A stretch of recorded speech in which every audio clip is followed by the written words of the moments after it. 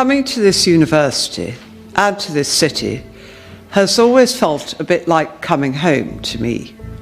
Firstly, because my father's family came from this. What happened when Camilla publicly humiliated children during a royal visit shocked everyone. But King Charles's immediate response changed everything. As of today, it is widely believed that the stage Camilla had fought so hard to claim was beginning to slip from her grasp.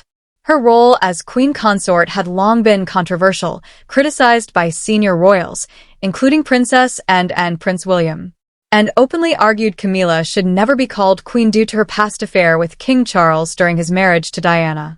William, protecting his children, refused to allow them to see Camilla as family. Even the late queen reportedly had reservations, though Camilla maintained public composure for years. Actually tried to keep quiet about reaching 3/4 of a century. Quiet tensions endured until one defining moment signaled the end of her reign. How did it happen? Let's unpack and bring it all together. This moment came to pass on December the 20th, 2025. For much of the world, it was the season of Christmas, a time to celebrate family, love, and joy. For the royal household, however, this Christmas held a more solemn purpose.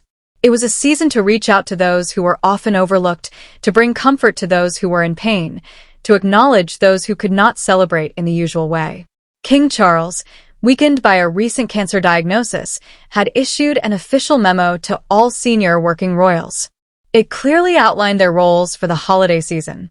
They were to spend Christmas visiting orphanages, hospitals, nursing homes, children's hospices, and other places where care, attention, and human kindness were desperately needed. The visits were to be quiet, intimate, and unobtrusive. There was to be no fanfare, no spectacle, only the sincerity of connection. But knowing royal life, nothing is ever quiet. Secondly, because my husband and I are lucky enough to spend precious time each year in Aberdeenshire. The planning of these visits fell to Princess Anne, a figure renowned within the royal family for her meticulous organization, unwavering attention to detail, and precise execution. She took on the responsibility with characteristic diligence, using her decades of experience. She drew up a detailed schedule, assigning each member of the royal family to specific locations, precise times, and carefully orchestrated interactions. Her goal was not just to maintain order, but to ensure that each visit carried genuine impact, and understood that the royals were not merely symbols. Their actions could bring real hope and joy to those in need. So both Princess and Camilla as queen consort were paired with Princess Catherine to visit an orphanage and a children's hospital. The locations were carefully selected, chosen not at random, but because of their unique needs and the opportunity they offered for meaningful interaction. I've seen that experiences such as homelessness, addiction, and poor mental health. Prince William, meanwhile, was assigned to visit a children's hospice and a military hospital, spaces where he could engage with families, veterans, and children, providing comfort and understanding in a way uniquely suited to him. Other royals were assigned to additional hospitals, rehabilitation centers, and community homes. Each choice made with care and foresight. The plan was extensive and exacting. Every detail was considered. The timing of arrivals, the flow of movement through each room, the words to be spoken to, patience, the small gifts to be given, even the tone of voice expected to convey warmth and compassion. Buckingham Palace staff were instructed to ensure that nothing disrupted the delicate choreography of the day. The entire household bristled with anticipation, quietly proud of the precision and care with which the plans had been laid. December 24th and 26th were set as the official days for Camilla and Catherine to visit the orphanage and hospital. Everything seemed perfectly arranged. The palace corridors buzzed softly with preparation. Having been lucky enough to meet some of our country's amazing charities and organizations. Staff moving in careful synchronization, Camilla arrived on the morning of the first visit, poised and elegant, radiating the dignity of her office. Catherine followed with her own natural warmth, her presence calming both children and staff. Princess Anne oversaw the final checks, ensuring that each element of the schedule aligned with her expectations. The day began as planned. The orphanage greeted them with eager smiles, and the children's laughter filled the corridors. Catherine engaged naturally, kneeling to speak with the children, while Camilla followed with measured grace, and observed quietly from a short distance, noting every detail, every interaction, ready to intervene if necessary. It was a moment of potential joy, a demonstration of care and kindness from the royal family. And yet, despite the careful planning, despite the precision and preparation, the day held a turning point that would really surprise you. Fortunate that His Majesty has allowed us to use Buckingham Palace for this event. As they moved through the orphanage, something caught Catherine's attention. A small figure remained in one of the slightly open rooms, completely still, staring out the window. Every other child ran toward them, bubbling with joy at the sight of the royals, their laughter filling the hallways, their excitement almost palpable. But this little girl stayed where she was, frozen in the corner, seemingly oblivious to the commotion around her. Catherine leaned slightly toward and Camilla, silently signaling. Anne's sharp eyes immediately understood the girl needed attention. Without hesitation, she moved quickly toward the room, weaving carefully past the few TV cameras documenting the event live. Camilla remained where she was, hesitant, her expression tight. Catherine stepped forward, concerned by her composure. Mental health is best supported and all those around children raising the next generation today. When Camilla did not respond, Catherine moved closer, whispering softly to her, "Come on, there's a child there. She needs us." Camilla, now catching the situation, peeped into the room where Anne had already reached the girl. She straightened, a flicker of indignation crossing her face. "You don't expect me," she said sharply, her voice low but firm. "Queen consort, to set my foot on such a dirty place. You must really be testing me. I am a senior royal, a queen. You should respect that." Catherine's eyes widened, taken aback by the harshness. "This isn't about protocol," she whispered back. "It's about her, the child. Just come. She needs your warmth." And intervened, her tone calm but unyielding.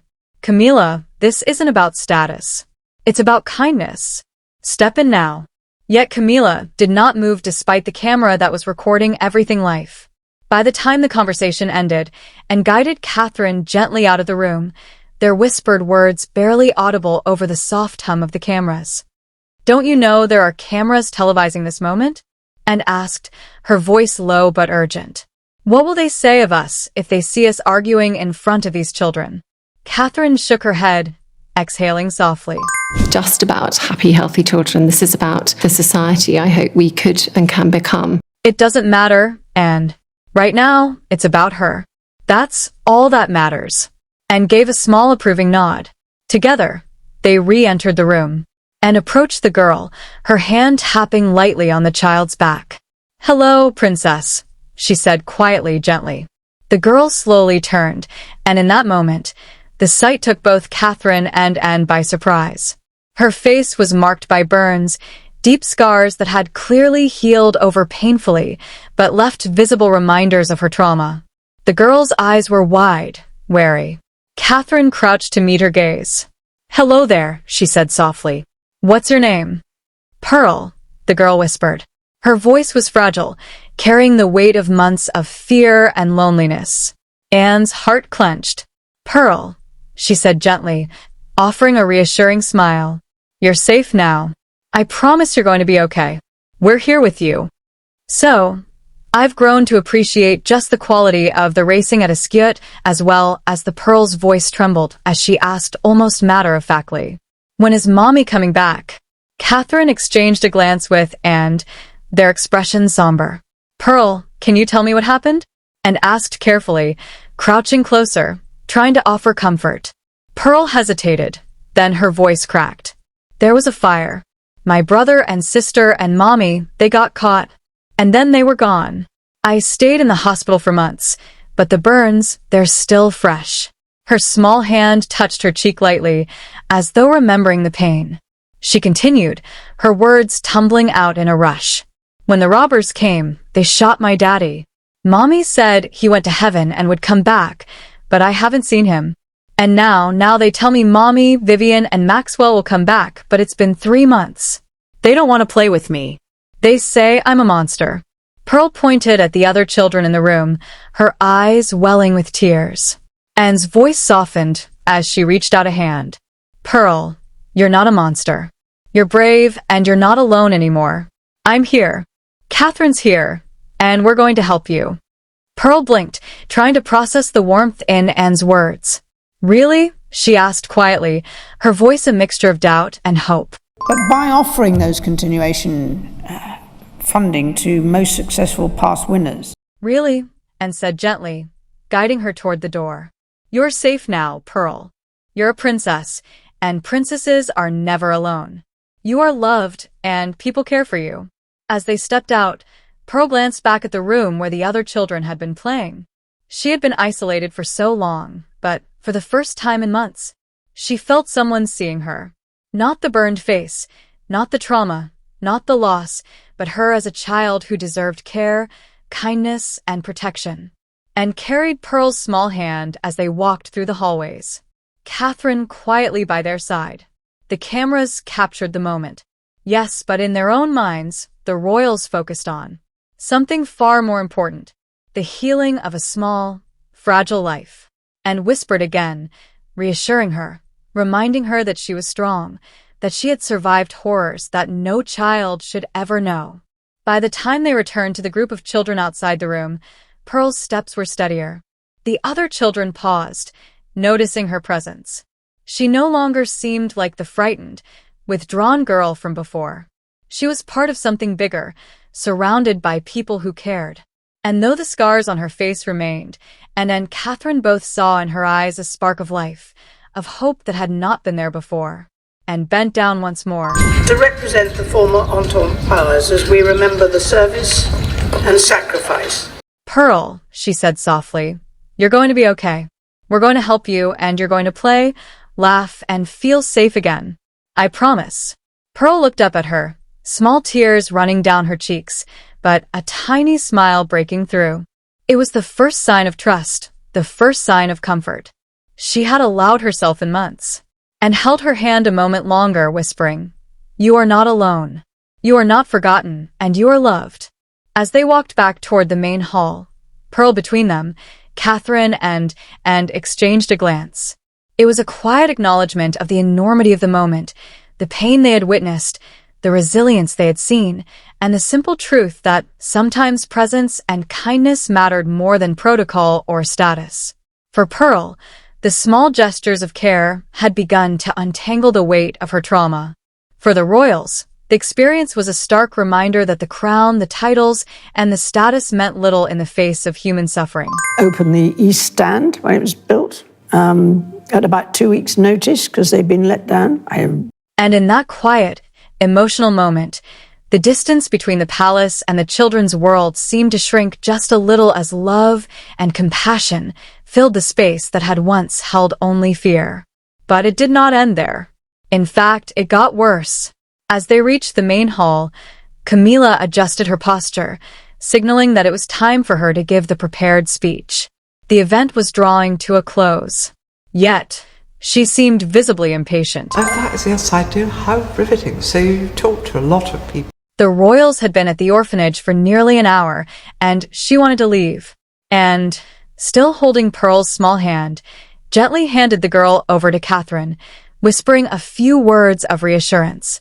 Pearl's tiny fingers clung to Catherine's hand, her trust now slowly forming after the morning's emotional encounters.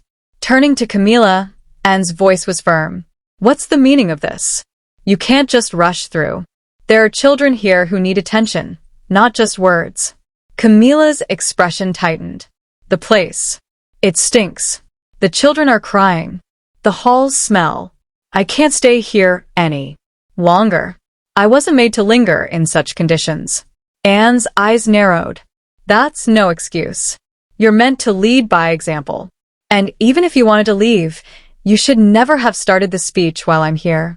Protocol and respect demanded. You are a senior royal. Yes, but responsibility comes with it. Please act like it.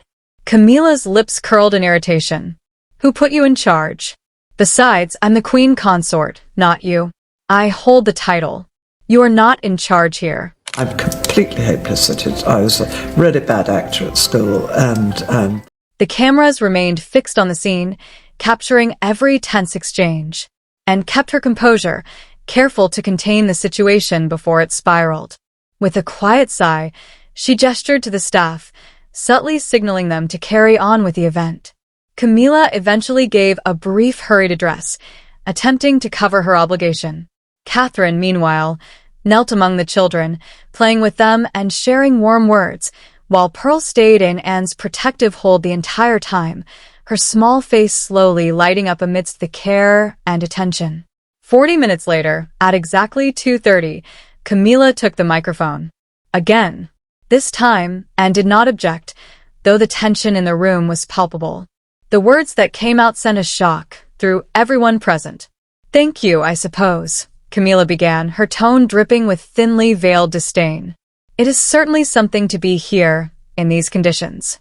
One must admire the resilience of these children, trying to make sense of such untidiness and disorder. I see little faces trying to smile amid chaos, though I imagine some of you might smell the less than pleasant air of this place.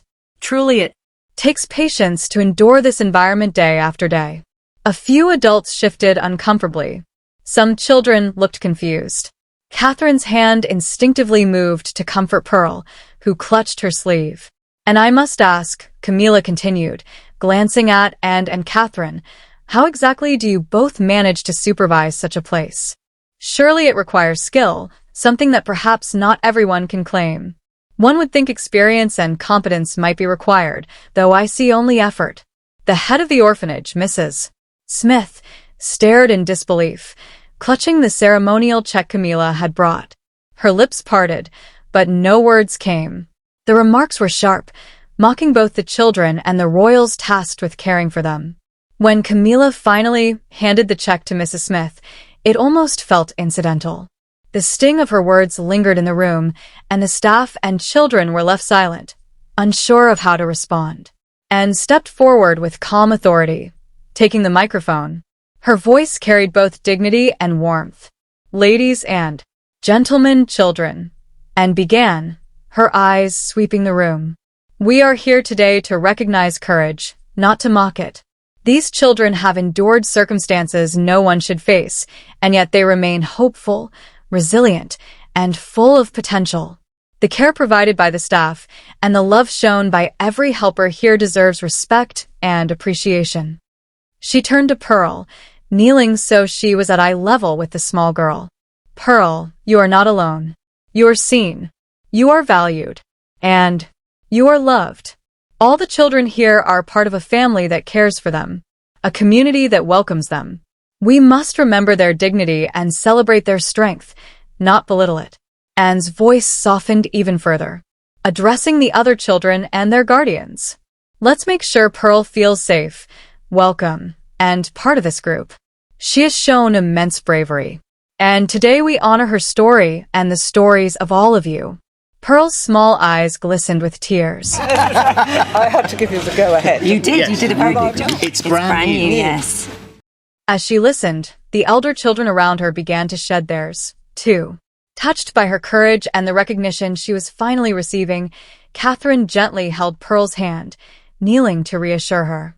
"We will return," Catherine promised softly, "and we'll make sure every one of you knows you are important and loved." By the time the royals left, the atmosphere had transformed. Where tension and insult had lingered moments before, warmth and connection now filled the hall. Pearl, once isolated, was slowly embraced by the elder children. Laughter returned in tentative bursts, and the first fragile threads of friendship began to form. And this was the part no one wanted to miss. Back home, the atmosphere inside Buckingham Palace was tense, almost unbearable. What had happened at the orphanage did not stay within its walls. Within hours, the story had escaped into the world, and the media seized it eagerly. Some outlets focused on the tenderness of the moment between Princess and Catherine and Pearl. The quiet compassion, the comforting words, the image of and holding the burned child's hand. Those clips painted a picture of humanity and care. But other outlets chose a different angle. They replayed Camilla's speech again and again, slowing it down, analyzing every word, every expression. In a world where bad news travels faster than good, the mocking tone, the comments about dirt and smell, and the implied insults overshadow everything else. The kindness shown to Pearl was pushed aside, buried beneath outrage and criticism. Social media exploded on X, formerly Twitter. Users wasted no time sharing their views. The hashtag #RespectTheChildren began trending within hours, spreading across continents. One user wrote, "Those children didn't choose their circumstances. A crown doesn't give anyone the right to mock suffering. Respect the children." Another posted, "Princess," and showed what leadership looks like today. Compassion over ego. The rest was shameful. A third comment went viral almost instantly. "If this is what royalty thinks of vulnerable children, maybe it's time they stopped pretending to care." Inside Buckingham Palace, it felt like war. Advisors rushed from room to room. Phones pressed to their ears, trying desperately to contain the damage. Public relations teams argued over wording, over timing, over whether silence or apology would do less harm. Every option seemed wrong. No official statement was released. The palace struggled to protect its image, its mission, its carefully maintained public face. And the redesign by Hugh Broughton architects. But the cracks were becoming impossible to hide. By nightfall, internal reports confirmed the damage. Approval ratings had dropped by 15% in less than 12 hours. It was unprecedented. Never before had a single visit caused such a sharp decline. Worse still, the palace had received no clear path forward. The silence only fueled speculation, and speculation hardened into public anger. Then came the shock. The following morning, a formal letter arrived at Buckingham Palace, marked urgent. It was from the director of St. Joseph's Hospital. The hospital Camilla and Catherine were scheduled to visit on December 26th. The wording was polite, measured, and devastating. The director explained that given the recent media attention and public reaction, he did not believe it was the right time for a royal visit. The hospital's priority, he said, was to protect its patients, staff, and reputation. It was a refusal. No one had ever said no to the royal household before. Not like this, not openly, not in writing. The letter was passed from hand to hand in stunned silence. This was not just a blow.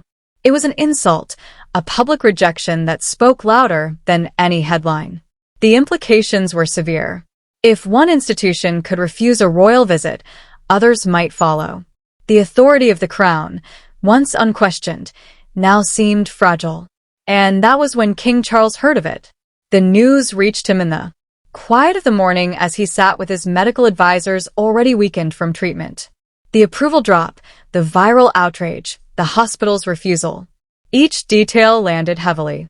His face hardened as the full weight of the situation became clear. This was no longer about one speech or one visit. It was about the integrity of the monarchy itself. For the first time since the incident, the palace understood something crucial. What had happened at the orphanage was not a moment that would fade. It was a turning point, and what came next was not handled quietly. Keep watching for more. King Charles did not waste time. The moment the full report was laid before him, he summoned his son, Prince William and Princess, and to his private study. When they arrived, the atmosphere was heavy, the silence filled with unspoken understanding. This was not a meeting for debate or delay. Before either of them could speak, the king broke the silence. And, he said quietly, his voice steady, but weighed with regret, "I owe you an apology. What happened was unacceptable. You were insulted while carrying out your duty, and that should never have been allowed to happen under my watch." And inclined her head slightly, her expression composed. She accepted the apology without words, understanding the weight behind it. Charles then turned to both of them, his expression firm, resolute. "I will act immediately," he said. "The title of Queen Consort will be stripped effective today." There were no gasps, no objections, no attempts to soften the decision. William and exchanged brief glances, then nodded in agreement. They did not ask how he planned to carry it out, nor did they suggest alternatives. They knew this was not a moment for negotiation. They trusted that the king would do what was right, not just for the crown, but for the values it claimed to represent. They rose, paid their respects, and left the room quietly. Moments later, Charles summoned his communications and social media manager. There was no hesitation, no prolonged discussion. In a sensible world, want to hand on an increasingly dysfunctional. An official statement was drafted, reviewed once, and released immediately across all royal platforms. It read, "Following the recent events and the conduct displayed during a charitable visit, it has become necessary to clarify the values of the crown. Compassion, humility, and respect, especially toward the vulnerable, are the foundations of our service. Any behavior that contradicts these principles, regardless of status, is unacceptable. Effective immediately, the title bestowed upon my wife has been withdrawn. While she remains my wife and will continue to reside within the palace, she will no longer hold royal duties or privileges. I offer my deepest apologies to the children, staff, and institutions affected, King Charles III." But the king did not stop there. That same day, Charles personally called the medical director of St. Joseph's Hospital. There were no aides on the line, no prepared script. He spoke not as a monarch, but as a father and a man who understood the weight of disappointment. He listened carefully, acknowledged the harm caused, and took full responsibility. His voice carried sincerity, not authority. By the end of the call, the hospital agreed to reinstate the visit. Within hours, the news spread across the world. Headlines praised the king's decisiveness. Commentators spoke of dignity, accountability, and long overdue boundaries. Online reactions flooded in. "This is leadership." One user commented, "Accountability at the highest level." Finally, another said, "The crown chose humanity over image." The following day, Princess and Catherine arrived at St. Joseph's Hospital as planned. Cameras captured quiet moments. Hands held, words exchanged, smiles returned. The children laughed. Families felt seen. The visit was everything the crown had hoped to represent. There was no sign of Camilla, because when someone plays carelessly with the stage given to them, that stage, no matter how grand, eventually goes away. And that is something that Camilla would learn the hard way. So, what do you think? Could the royal family have handled Camilla's situation any differently? And what does this moment reveal about accountability and privilege in today's monarchy? Share your thoughts in the comments below. We'd love to hear them. Remember to like, share, and subscribe for more videos like this. Also, click the video showing on your screen right now. You won't want to miss.